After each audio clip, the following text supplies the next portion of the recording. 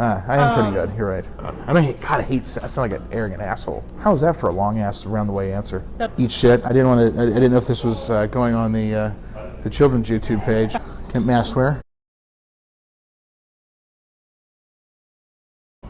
My name is Daryl Felsberg. I've been doing comedy since 2000, maybe. So I don't know.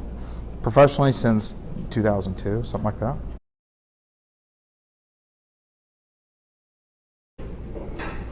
I was doing some public speaking and getting the nonsense of, you're funny, you should do stand-up. And I think like every other idiot, just go do it. Difference was that I guess I was, because I never really had any challenges doing open mics. When I first started, I didn't think the phrase is bomb. But yeah, I didn't really eat shit up front, so I was very fortunate. But I think I just did it to do it, and then realized it was a career, and then I've been very fortunate that the last 10 or 12 years that it's really what I've done. So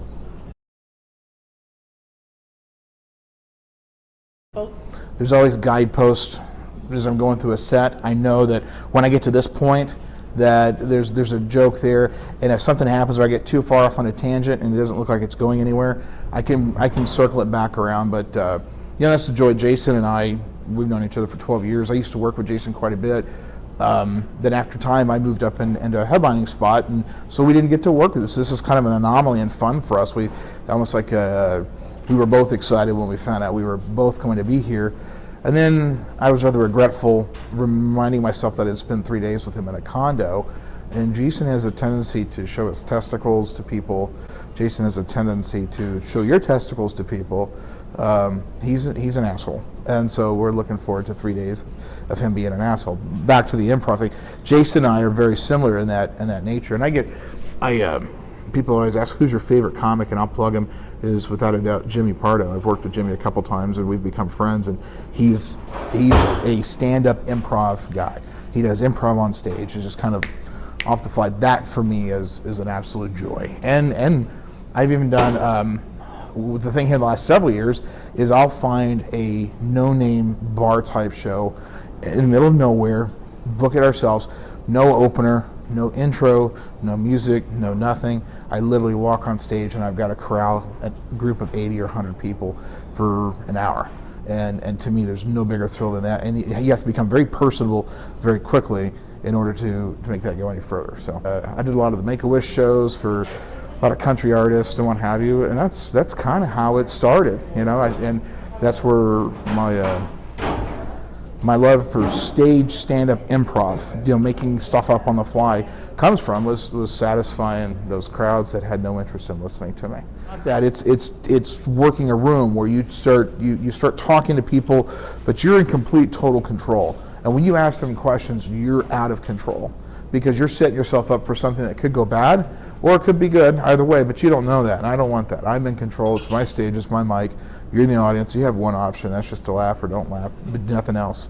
And the only way you do that is by staying in control. Tomorrow, Jason and I will drive around. I think we do radio sometime, and then we go have lunch, and then afterwards, when we drive, I'll see things, just as Jason did. He got here yesterday, and that'll be part of the show that night. That way, every show has some of those core pieces, but every show's a little different. And I think that's critical too.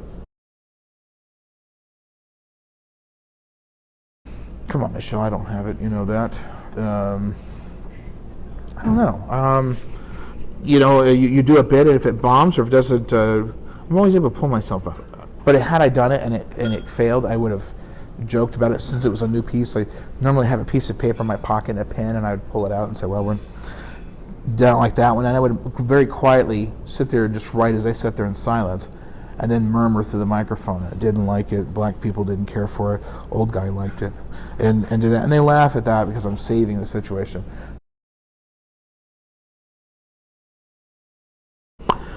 I had a job where I wore a suit for 12 years every day. I went to work when I was 14. My dad died when I was 15.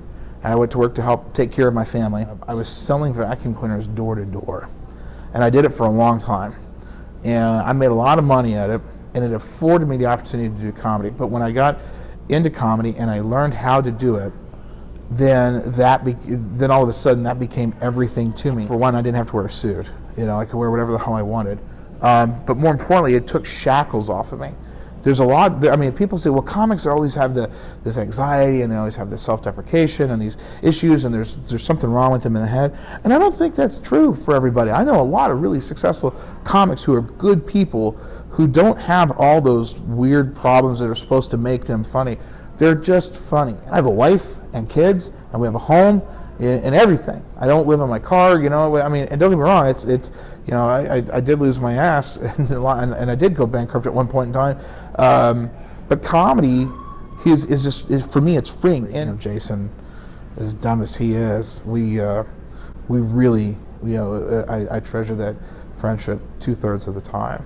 The rest of the time, I'd like to light him on fire, but I believe that's a hate crime. I'm gonna have two simultaneously. Whoa, what is happening? I turned away. I was gonna say.